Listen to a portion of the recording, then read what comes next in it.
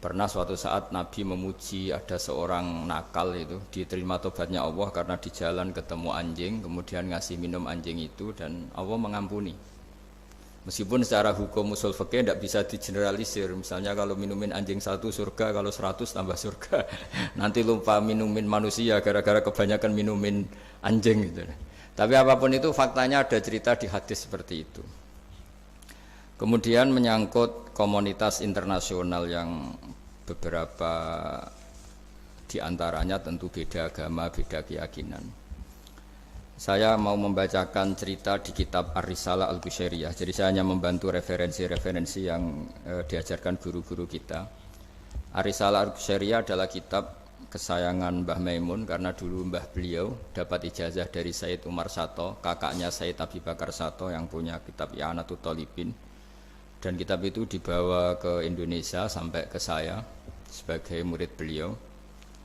Di antara yang disebut dalam Ar-Risalah Al-Qushairiyah ini Thariqatu Ahlil Ilm, kitab Ar-Risalah Al-Qushairiyah itu. Saya baca nasnya atau ibaratnya atau teksnya. Sami'tu ba'dal ulama yaqulu istadhafa majusiyun Ibrahim al-Khalil alaihi salam faqala bisyarti antuslima. Famarral majusiyu fa'awhallahu ta'ala ilaihi mundu khamsina sanatan nut'imuhu ala kufri falau nawaltahu lukmatan min ghairi antutalibahu bitahyiri dini famado Ibrahim alaihissalam ala athari hatta adrakahu wa atadhara ilaihi fasalahu anis sabab fadhakara lahu dhalik fa aslamal majusiyu. Jadi suatu saat Nabi Ibrahim itu kan terkenal Abu Duyuf, orang yang mesti menservis tamu-tamu itu. Kita tahu dulu itu tidak ada warung, tidak ada hotel, tidak ada, ya pokoknya tidak ada mall. Sehingga kalau orang pergi itu kelaparan betul itu. Buat orang kaya pun kelaparan karena melewati padang pasir itu. Kalau sekarang kan orang mau sowan kiai makan dulu.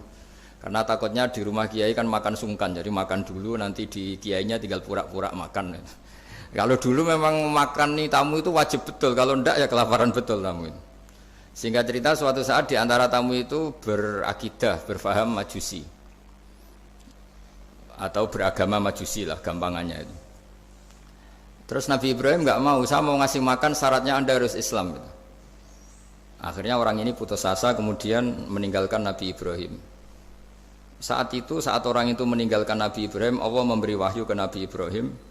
Orang itu umurnya 50 tahun dan dia hidup karena tak kasih makan. Terus kata Allah, mundu khamsina sanatan nut'imuhu ala kufri. Saya yang Tuhan saja ngasih makan dia 50 tahun tanpa syarat dia harus Islam. Kamu baru dimintai makan sehari mensyaratkan Islam.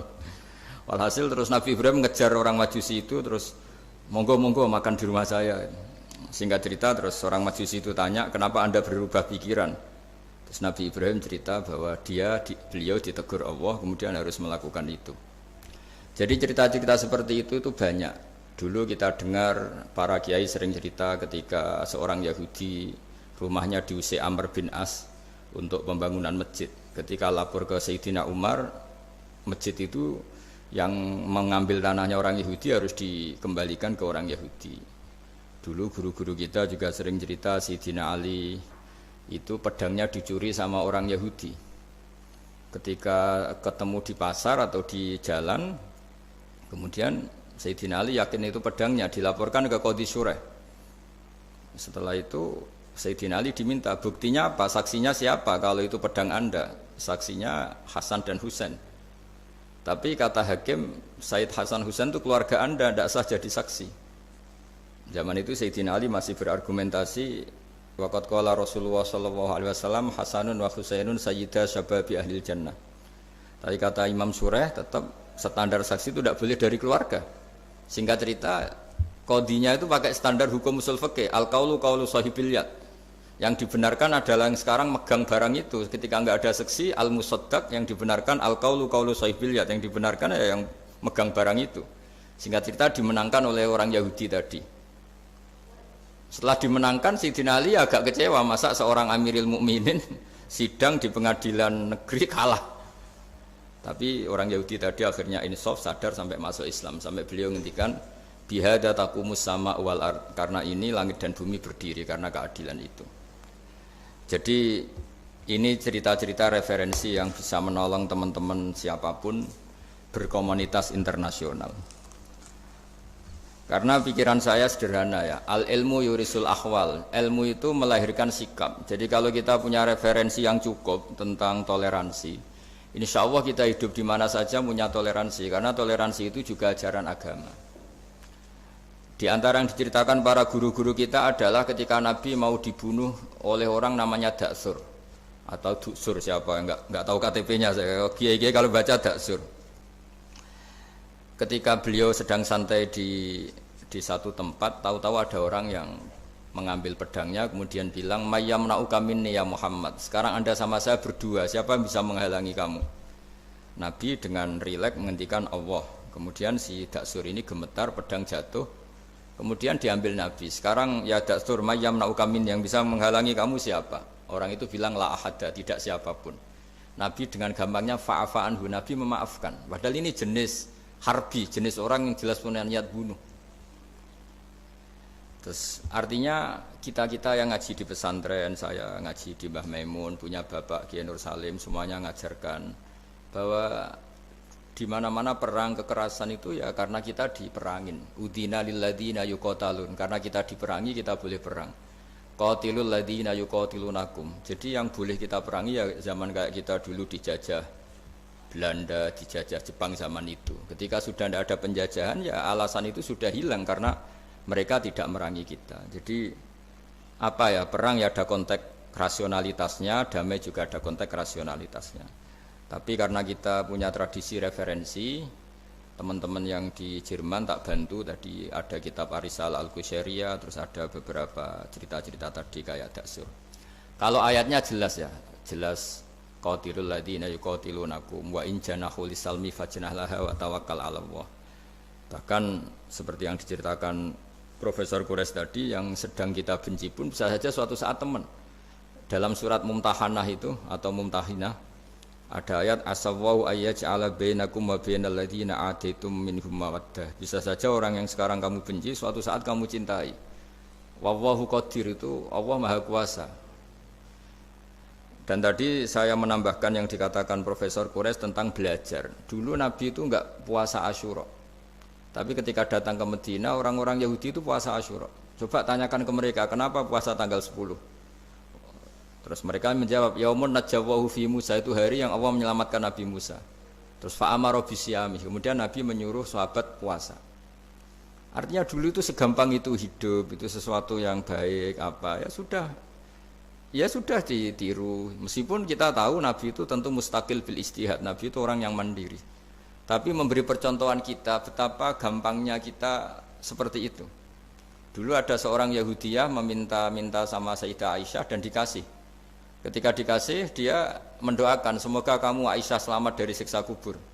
Zaman itu Sayyidah Aisyah itu belum tahu tentang siksa kubur, sehingga beliau engkar, enggak percaya. Tapi setelah Rasulullah datang dan diceritanin Nabi, oh iya siksa kubur itu ada. Dan semenjak itu Nabi selalu isti'adah minta perlindungan dari siksa kubur. Jadi dulu di komunitas-komunitas beda agama suatu yang benar ya dibenarkan. Makanya kaidah umum dalam interaksi antar agama itu la tusaddiquhum wa la tukadzibuhum, ya kamu jangan bilang iya, jangan-jangan enggak, ya jangan bilang tidak, jangan-jangan iya. Jadi aturan ilmunya jelas la tusaddiquhum wa la tukadzibuhum. Ya artinya sesuai referensi ilmu lah kira-kira begitu. Terus yang terakhir, ini saya mohon maaf sama komunitas di Jerman karena saya ini pura-puranya aja sibuk. Karena saya kira ini seberapa jam lagi saya ngajar ini. Nanti kalau saya tidak ngajar di sini yang ngundang agak-agak dosa. Jadi supaya sama-sama tidak dosa, ini saya ya nuruti jenengan. Tapi ya karena saya ngajar ini juga yang datang orang macam-macam. Ada yang Kalimantan, Sumatera mau ngaji di sini. Ini seberapa jam lagi saya ngaji Sahih Muslim. Yang terakhir ini di halaman Kitabu Adabil Ulfa wal Ukhuwah halaman 285 dalam Ihya juz 2. Jadi kitab saya juz 2. Mungkin kalau beda cetakan yang jelas ikut Kitabu Adabil Ulfa wal Ukhuwah. Di sini diterangkan oleh Imam Ghazali dengan beberapa riwayat yang disebut al-jiranu salasatun.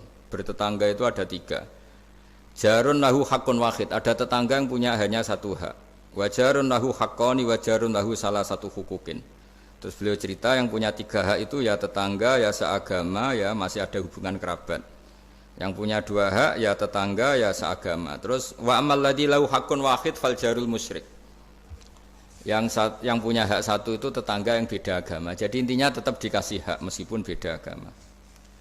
Sampai diantaranya disebutkan juga di halaman 287, Imam Ghazali ngendikan, beliau berfatwa dan beliau bercerita, rawahu Umar bin Syu'aib an Nabi an Jaddih anin Nabi. Terus qala Mujahid, kuntu inda Abdillah bin Umar wa ghulamun lahu yaslahu syatan faqala ya ghulam idza salakhta fabda bijarinal yahudi. Abdullah bin Umar itu sedang memasak kambing, atau itu pembantunya ini sedang nguliti kambing. Itu pesannya Abdullah bin Umar, ya ghulam idza salakhta fabda bijarinal yahudi, nanti jangan lupa tetangga kita yang Yahudi. Ini di Ihya halaman 287. Hanya cerita kebaikan. Jadi cerita-cerita perang itu ya karena kita diperangin, tapi ya kalau kita dibaikin ya baik, itu ajaran Islam. Hatta qala dzalika miraron. Faqala lahu lima taqulu hadza. Ini pembantunya juga enggak langsung menerima. Kenapa? Saking enggak mau nerimanya diulang-ulang lagi oleh Abdullah bin Umar. Faqala inna Rasulullah sallallahu alaihi wasallam lam yazal yusina bil jar hatta khashina annahu sayuwarrithu. Kenapa engkau melakukan itu ya Abdullah bin Umar? Terus beliau menjawab, Rasulullah itu selalu berpesan untuk berbuat baik sama tetangga. Tadi kita tahu kalau tetangga punya 3 hak, berarti seagama, ada hubungan kerabat, hakul jar berarti 3. Ada yang seagama dan tidak punya hubungan kerabat, berarti punya 2 hak, yaitu satu agama dan kerabat. Ada yang punya 1 hak saja, ya tidak keluarga, tidak seagama, tapi karena tetangga itu juga tetap punya hak. Dan itu pun masuk kategori lam yazal yusina bil jar, termasuk orang-orang yang harus kita baikin. Ya kalau di Qur'annya kayak tadi ya, qatilul ladzina yuqatilunakum, boleh merangi ya yang merangi kita. Udzina lil ladzina yuqatalun, diberi hak merangi ya sama yang merangi kita, bukan yang tidak merangi kita.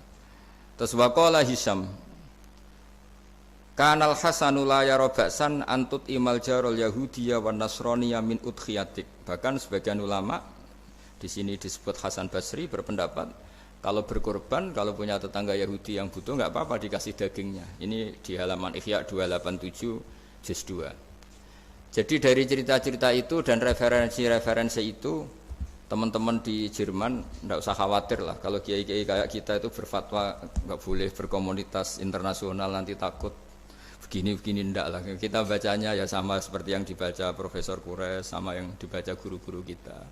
Jadi itu kalau boleh dikatakan sumbangan saya lah, bahwa di kita di pesantren itu ajaran-ajarannya juga seperti itu. Dan tadi beberapa kita saya sebutkan halamannya supaya bisa dicari, supaya tidak kelihatan hoax, juga tidak bikinan saya gitu, supaya jelas itu. Dan saya mohon maaf karena nggak bisa ngikuti sampai selesai, tapi saya ngapresiasi, semoga jadi syawal yang baik. Minal aidin wal faizin. Minal aidin artinya kita kembali menjadi ahli surga. Saya termasuk yang sependapat dengan kitab yang saya baca. Dulu kita ini ahli surga karena Nabi Adam lahirnya di surga dan diciptakan di surga. Karena satu kesalahan beliau harus kembali ke bumi.